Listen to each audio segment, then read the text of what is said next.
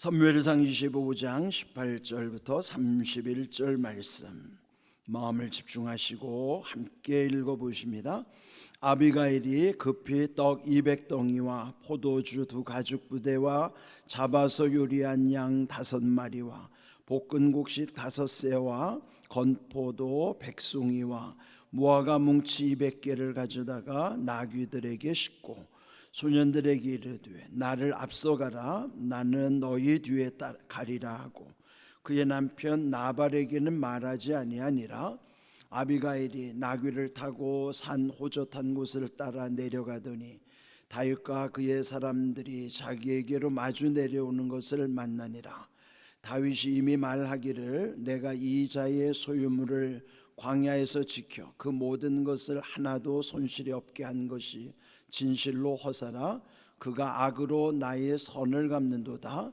내가 그에게 속한 모든 남자 가운데 한 사람이라도 아침까지 남겨두면 하나님은 다윗에게 벌을 내리시고 또 내리시기를 원하노라 하였더라. 아비가일이 다윗을 보고 급히 나귀에서 내려 다윗 앞에 엎드려 그의 얼굴을 땅에 대니라. 그가 다윗의 발에 엎드려 이르되 내 주여 원하건대 이 죄악을 나 곧 내게로 돌리시고 여종에게 주의 귀에 말하게 하시고 이 여종의 말을 들으소서. 원하옵나니 내 주는 이 불량한 사람 나발을 개의치 마옵소서.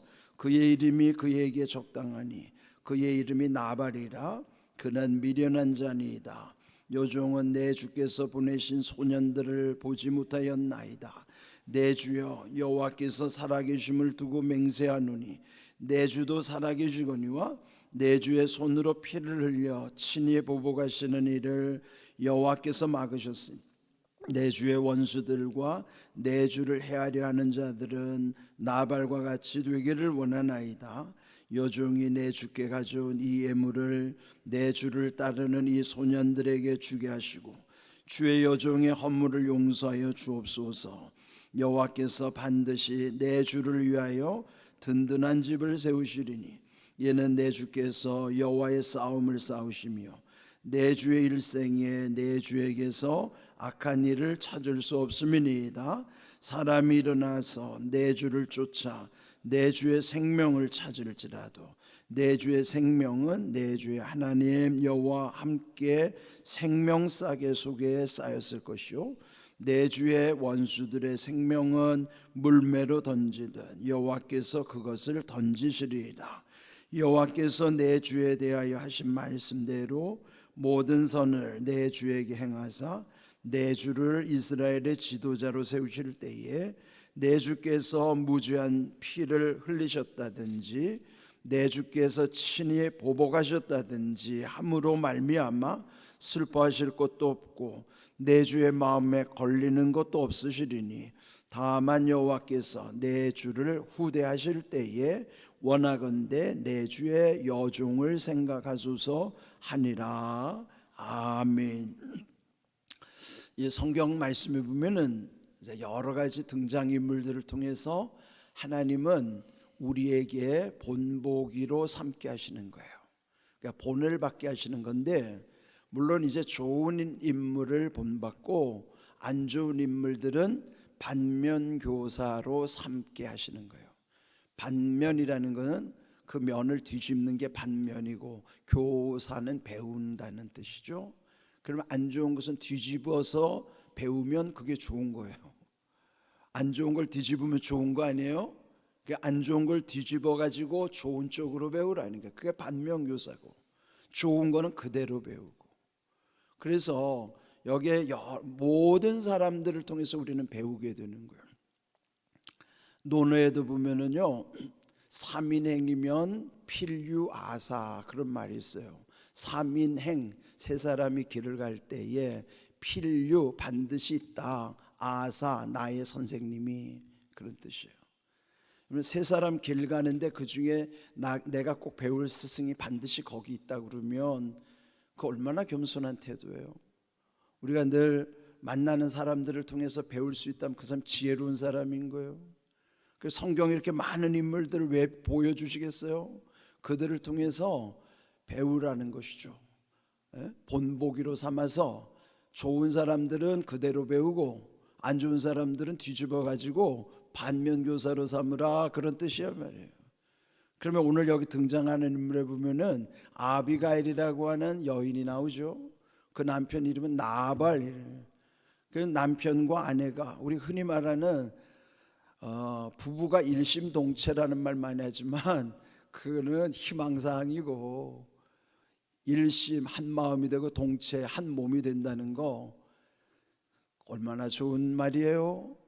근데 그렇게 될 수도 없지만 그게 희망사항이란 말이에요. 그런데 여기서 이 나발과 아비가일 부부를 통해서 그 남자와 여자의 특성을 말해주려고 하는 게 아니에요. 나발은 그 이름의 뜻이 어리석은 사람이라는 뜻이지만은 아비가일은 지혜로운 사람을 대표하는 거예요.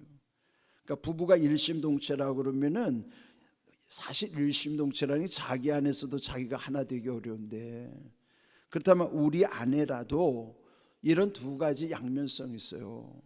여기서 나발 같은 성격이 내 안에도 있고 아비가일 같은 그런 속성도 내 안에 미세하지만 있는 거예요. 그러면은 이런 나발 아비가일은 남녀의 차이가 아니라 어리석은 모습과 지혜로운 모습의 이 두 가지 대비되는 모습이 누구에게나 다 있다는 거죠. 그렇다면은 이 아비가일을 통해서 배우게 하시는 게 있고, 이 나발을 통해서는 반면교사로 삼으라는 거예요. 그럼 이제 여기 오늘 보면은 이 나발이 어리석은 남편이 다윗이 호의를 베풀기를 원했지만은 은혜를 저버리고 자존심을 건드린 거예요. 그러니까 이 다윗이 그 나발을 죽이려고 또 여기 400명의 용사를 이끌고 지금 이제 이 나발을 향해 원수를 갚으려고 오는 거예요. 그 사실을 이 아내 이 아비가일이 미리 듣고 지금 지혜롭게 처신하는 내용이 나와요. 다윗의 마음을 누그러뜨리기 위해서 오늘 읽은 말씀은 아비가일이 급히 지금 큰일 났어요.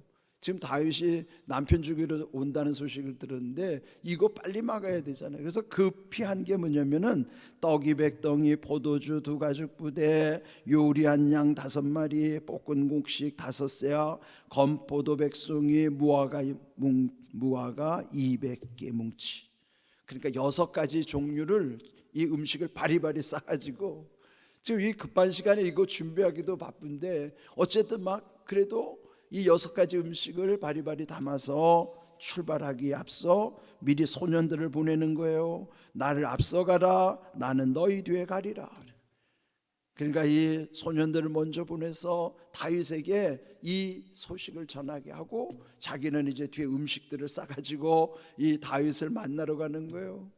지금 다윗은 이 남편 죽이러 오고 있고 이 아비가일 아내는 그 다윗을 마음을 누그러뜨리기 위해서 가고 있고, 한번 여러분 드라마 속에 상상을 해보세요. 다윗의 분노한 모습으로 막 급히 오고 있고 여기도 급히 지금 가고 있고 점점 가까워올 거 아니겠어요? 그러다가 이제 만난 거예요. 20절 가는 길이 순탄치 않아요. 아비가일이 나귀에 싣고 산호적 탄 곳을 따라 내려가더니 이게 협곡을 지났다는 거예요. 그 순탄치 않은 길을 지금 이 급히 가면서 여기 보면 다윗과 그의 사람들이 자기에게로 마주오는 것을 만나니라. 마침내 만난 거예요. 그러면서 21절 이미 다윗이 말했던 것처럼 다윗이 말한 건 자기 이자의 소유물을 광야에서 지켜 그 모든 것을 하나도 손실이 없게 한 것이 진실로 허사라. 그가 악으로 나의 선을 갚는도다. 이 자기 악으로 선을 베풀었는데 오히려 그 사람은 악으로 갚았다는 거예요. 어제 말씀처럼 배은망덕한 사람 이 나발을 처단하려고 온 것인데, 그런데 여기에 23절 아비가일이 다윗을 보고 급히, 여기 급히라는 말이 18절에도 급히 음식 만들어 가지고 급히 떠났는데 23절에 또 다윗을 보자마자 급히 나귀에서 내려 다윗 앞에 엎드렸고 얼굴을 땅에 댔다. 여러분, 사람의 첫인상이 중요하잖아요.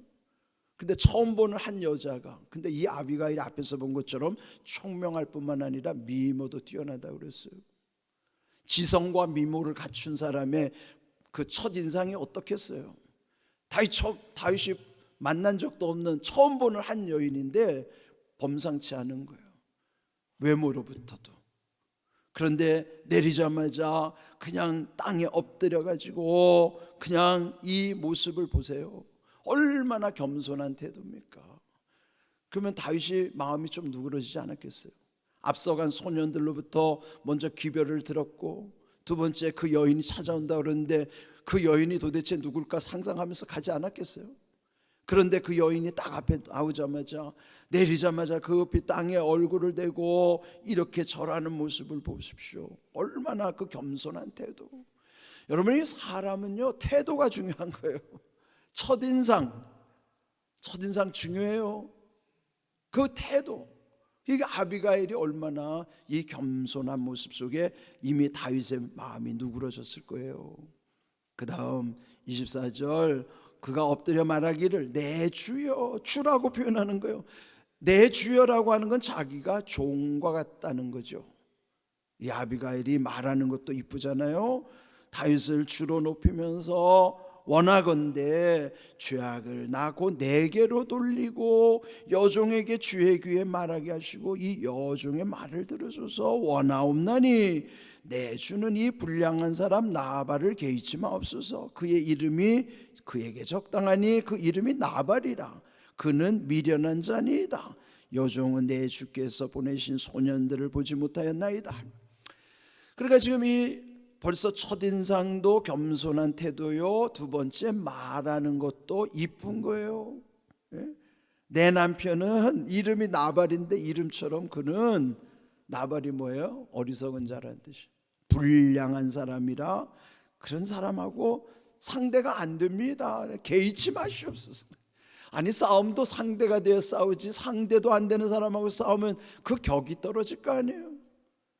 그러니까 이 다윗에게, 내 주이신 다윗, 당신은 내 남편이 어리석은 자와 다툴 그런 급이 아니란 말이에요. 그러니까 이 자존심을 다시 회복시켜주는 말을 하는 거예요. 말이 얼마나 예쁜지. 또 26절, 내 주여 즉 여호와께서 살아계심을 두고 맹세하노니 내 주도 살아계시거니 내 주의 손으로 피를 흘려 친히 보복하시는 일을 여호와께서 막으셨으니. 오늘 제목이에요. 여호와께서 막으셨으니. 아비가일이 그 다음에 다윗의 마음을 누그러뜨리면서 한 말이 뭐예요? 하나님을 생각하게 하는 거예요. 다윗이 지금 이 막 흥분한 동안에는 하나님을 잠시 잊어버리는 시간이라. 그 사람이 말할 때, 행동할 때 보면 이 사람이 지금 하나님을 잊어버렸는지 기억하고 있는지 알아요. 흥분하는 순간은 하나님을 잊어버리는 시간이에요.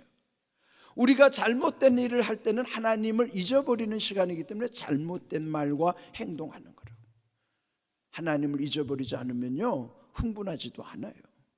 그런데 이 아비가일이 지혜롭게 하나님을 생각하게 하는 거예요. 하나님이 지금 이거 막아주시는 것입니다.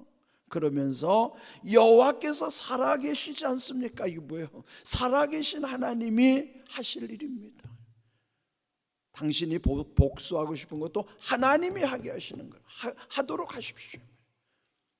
우리가 흔히 잊어버리지 말아야 될 것, 하나님이 아시고 하나님이 하신다는 사실을 놓치면 안 돼요.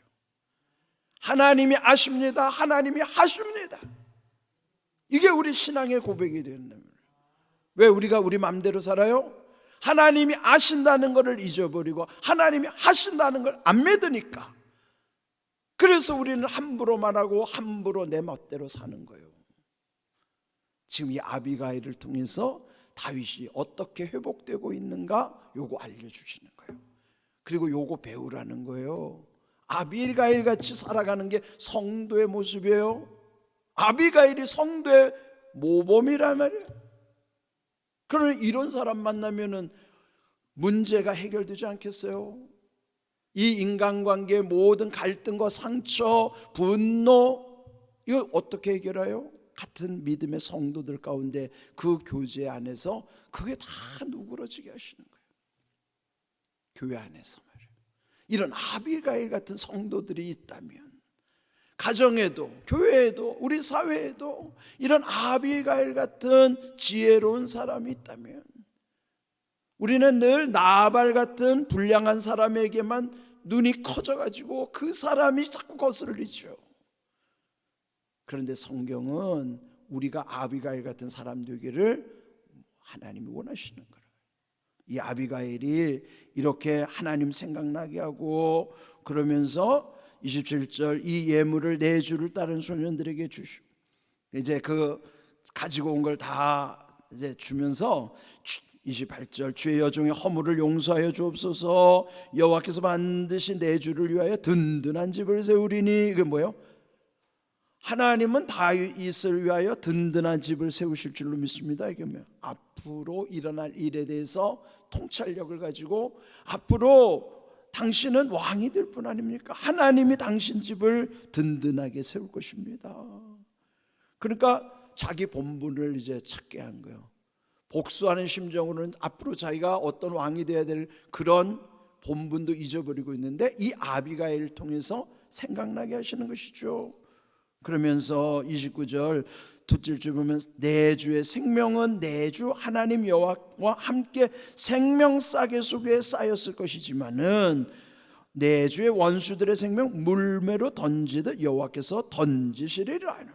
생명싸개라고 하는 것은요, 양들을 우리에 집어넣을 때 양 한 마리 들어가면 이 주머니 안에 돌 하나 집어넣고, 그 양의 숫자대로 돌을 이 주머니 안에 넣는 거예요. 그게 생명, 그 양들의 생명과도 같은 게 요게 생명싸개라고 하는 거예요. 그게 하나님의 보호하심을 상징하는 생명싸개.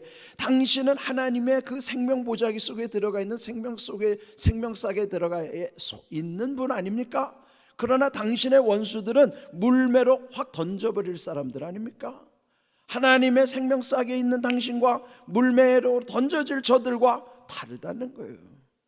그렇습니다. 성도와 세상에 믿지 않는 사람들과는 생명싸개와 물매의 차이란 말이에요. 버려질 사람들과 지켜주시는 생명싸개는, 이런 말 속에 결국은 무죄한 자의 피를 흘리셨다든지 또 친히 보복하셨다든지 그러면 나중에 슬퍼하시고 걸림이 될 텐데, 그렇게 하지 않으면 슬퍼하실 것도 없고 걸릴 것도 없습니다. 후대하실 때, 즉 왕이 되실 때, 하나님이 당신을 후대하실 때 왕이 될 때에 원하건대 이 여종을 생각하여 주시옵소서.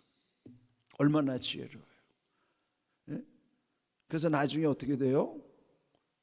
나발은 갑자기 죽게 되고요, 아비가일은요 이 다윗과 재혼합니다.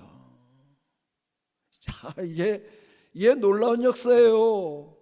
하나님은 아시고 하나님은 하신다니까요. 여러분, 나발에게 너무 신경 쓰지 말고 아비가일에게 신경 쓰시란 말이에요. 아비가일을 배워야 돼요. 나발은 뒤집어가지고 반면교사로 삼아야 될 세상이고. 오늘 여기 주신 말씀을 잘 기억하시면서 오늘도 하나님 우리 가운데 함께 하시고, 하나님은 모든 것을 아시고 모든 것을 하신다는 사실을 기억하시고 늘 하나님께 기도하면서 지혜를 구하시고 능력을 구하시기를 주님의 이름으로 축복합니다. 아멘.